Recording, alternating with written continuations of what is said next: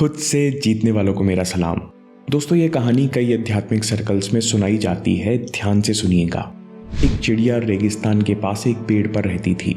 ये चिड़िया बीमार रहती थी, पंख भी चढ़ गए थे, न खाने को कुछ था, न कहीं उड़ के जा सकती थी। बस रेगिस्तान के संघर्ष में दिन रात अपनी जिंदगी को कोसती रहती। फिर एक दिन एक साधु वहां से निकला तो चिड़िया ने उसे रोककर पूछा, बाबा, क्या तुम मुझे बता सकते हो कि मेरे ये दुख कब खत्म होंगे? साधु ने उसकी हालत देखी तो उसे दया आ गई।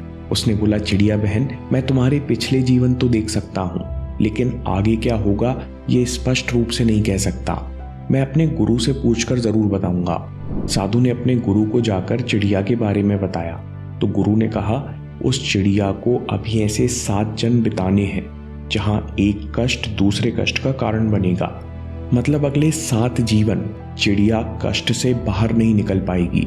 ये सुनकर साधु के अंदर करुणा जाग गई। उसने बोला, गुरुदेव, कुछ तो रास्ता होगा जिससे चिड़िया अपने कष्टों का चक्र तोड़ सके। गुरु ने कुछ देर सोचकर बोला, है तो सही, चिड़िया से बोलो कि इस मंत्र का जाप वो पूरे समय करने लगे। फिर गुरु ने साधु को कान में मंत्र बोला।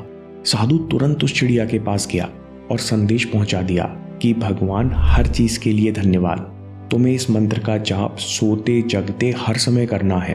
फिर एक हफ्ते बाद वही साधु एक हरे भरे जंगल से गुजर रहा था।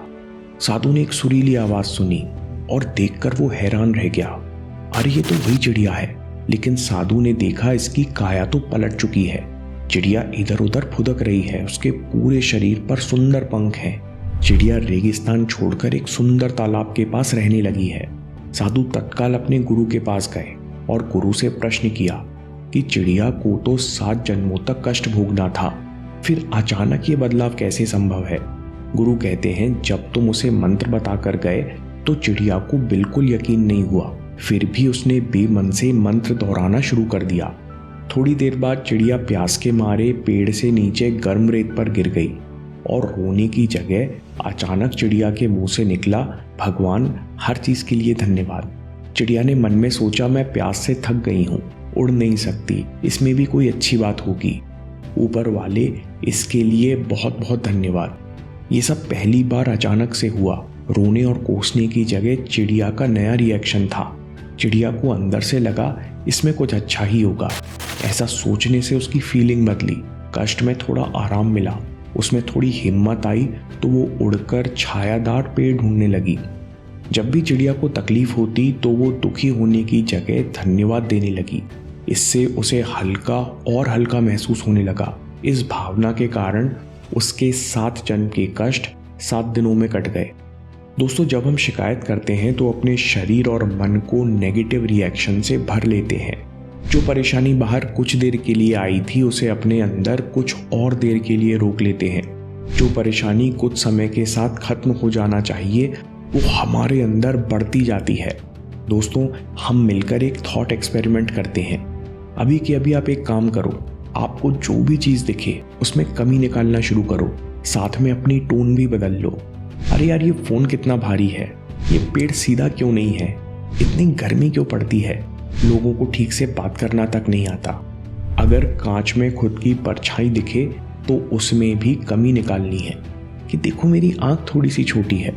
अब सोचो कि इस मेंटल स्टेट में आपका पूरा दिन निकल गया है।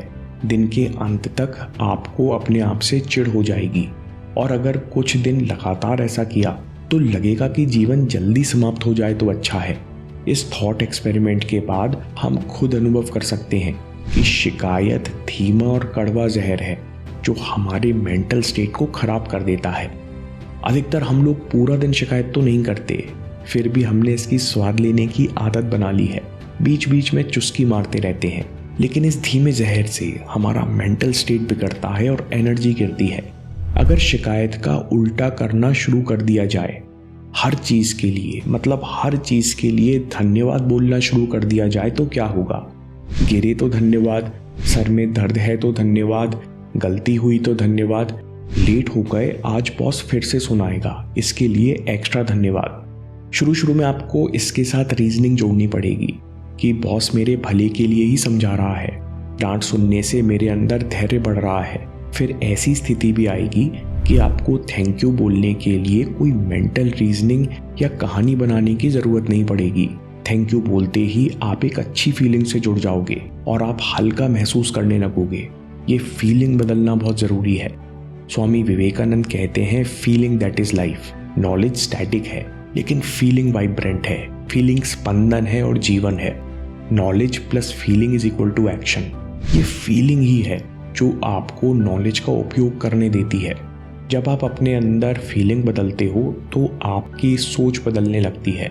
जब सोच बदलती है तो एक्शन बदलने लगते हैं और नए रिजल्ट पैदा होते हैं। शायद इसी को कहते हैं कर्मों का कट जाना। अब फीलिंग की बात हुई है तो सबकॉन्शियस प्रोग्रामिंग की बात करना ज़रूरी है। ऐसी कौन सी चीज़ है जो हमें अच्छा महसूस करने से रोक रही है? हम सब ने बचपन से देखा कि जब बाहर कुछ अच्छा होता है तो लोग खुश दिखते हैं, वरना लोग अपने आप से उतने खुश नहीं रहते। यही प्रोग्रामिंग हमारे अंदर भी है।